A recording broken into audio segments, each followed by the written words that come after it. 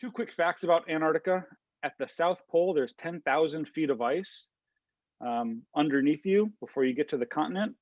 And secondly, Antarctica is a really big place.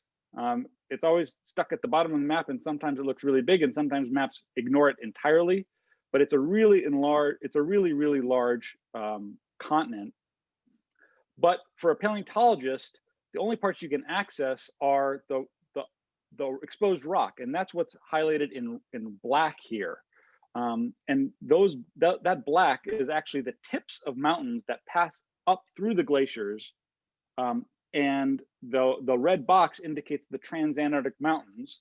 And those are areas that are not covered in ice, where the glaciers actually pass between the rocks, and those tips of mountains stick up, and that's what we can actually access for paleontology. So the first paleontologists who ventured to the Transantarctic Mountains was in 1969. And they went there because they were tipped off by geologists that there was actually fossils there. And they worked in a set of rocks called the Freemouth Formation.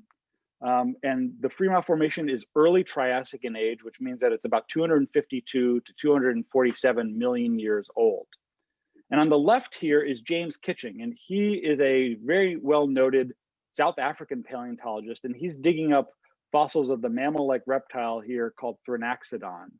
And when these fossils were found in the late 1960s and early 1970s, it was key evidence that Antarctica was once connected to the other continents of the supercontinent Pangaea. And so the map on the right there is actually from National Geographic in 1976, when some of these papers first came out.